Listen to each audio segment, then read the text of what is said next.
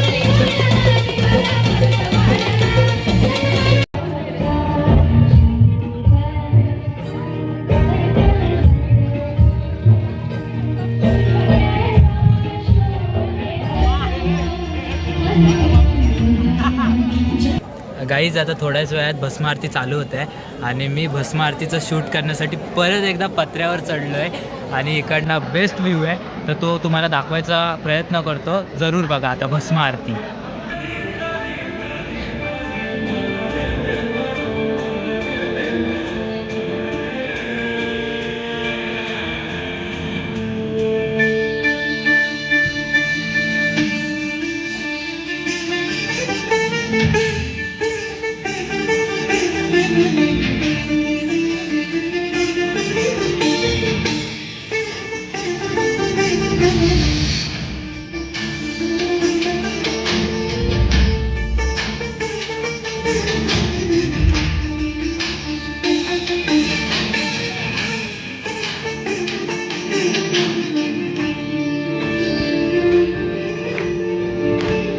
स्वागतम स्वागतम सुस्वागतम.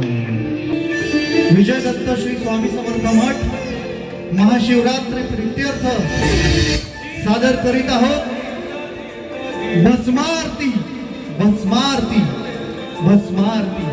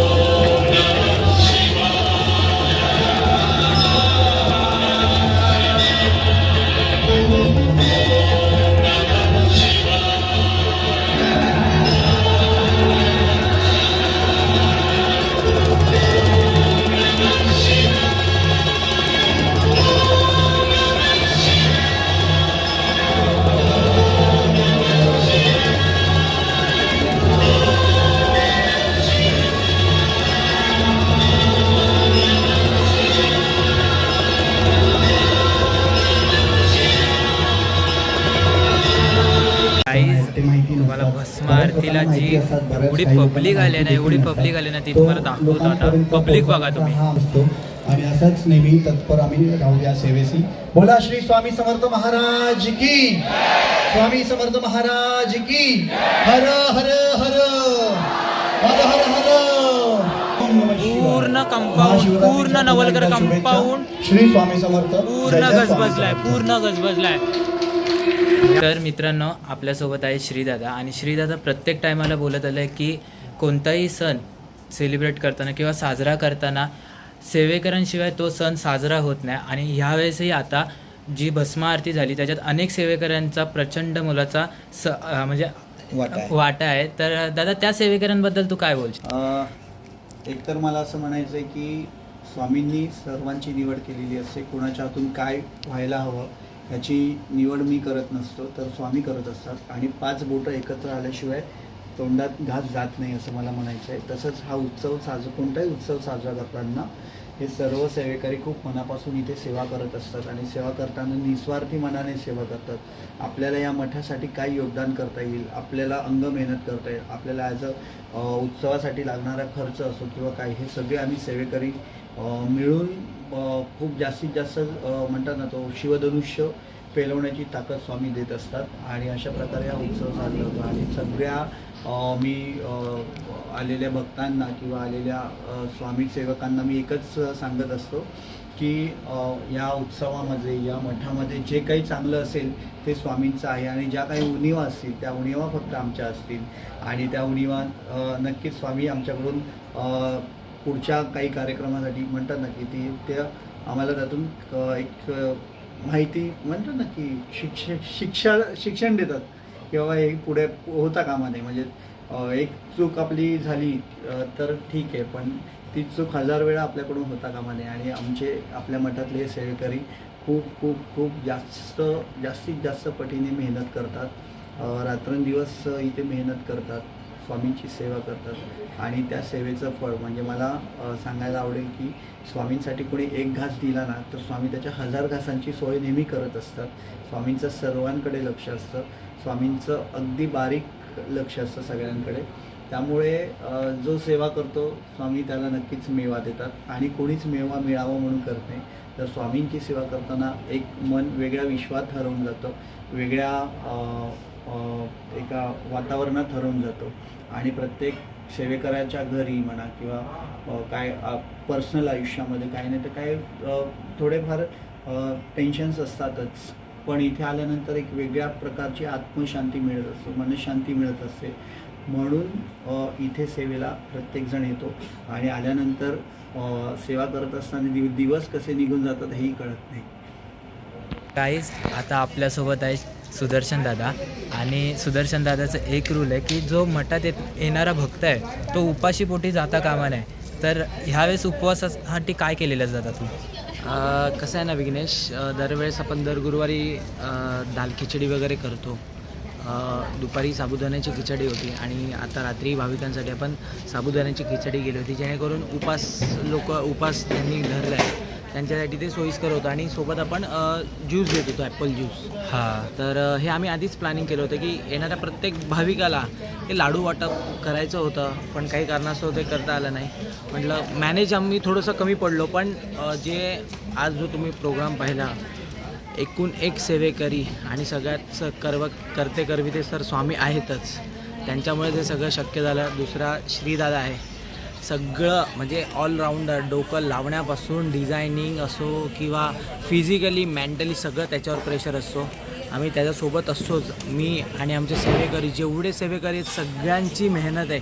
5 बोटं एकत्र आल्यावरच घास तोंडा जातो असं आपण म्हणतो, आणि ते अगदी खरी आहे. आणि हे जे आज तुम्ही भस्म आरती महाशिवरात्री वाली आम्ही जवळजवळ 3 दिवस कंटिन्युअसली नाईट करतो आहे, नाईट करून डे परत काम करतो आहे. आणि ही शक्ती स्वामीच आपल्याला येतात, त्याशिवाय म्हणजे आपण करणारे कोणीच नाही आहे. आणि सामान्य माणूस हे करूच शकत नाही. स्वामींनी आपल्याकडून करून घेतल्यामुळं या गोष्टी सगळ्या झालेल्या आहेत. आणि आपण ज्यूस वाटप केलं आहे, खिचडी वाटप केलं आहे, आणि प्रत्येक भाविकांनी तो तीर्थप्रसाद घेतला आहे. ते त्यांना बघून आम्ही तृप्त झालो. आणि आरतीबद्दल बोलाल तर डोळ्यात पाणी अंगावर काटा. डोळ्यात पाणी आणि अंगावर काटा. खरंच खूप इतकी छान सुंदर झालं आणि हजारो भाविक दर्शन घेऊन गेले आणि पूर्ण कंपाऊंड भरलेला आरती प्रत्येकाच्या बघायला. डोळ्यात आनंदाश्रू होते. त्या महाकालला पाहून साक्षात सगळ्यांना वाटत होतं की आम्ही उज्जैनमध्येच आहोत की हा. काय. आपण प्रयत्न केला, महादेवाची साथ, स्वामींची साथ होती म्हणून सगळं शक्य झालं. असं स्वामी आमच्याकडून, आमच्या मित्राकडून, विघ्नेशकडून, सगळ्यांकडून सेवा करत राहावं ही स्वामींचरणी प्रार्थना. हर हर महादेव. महादेव. श्री स्वामी समर्थ महाराज की जय.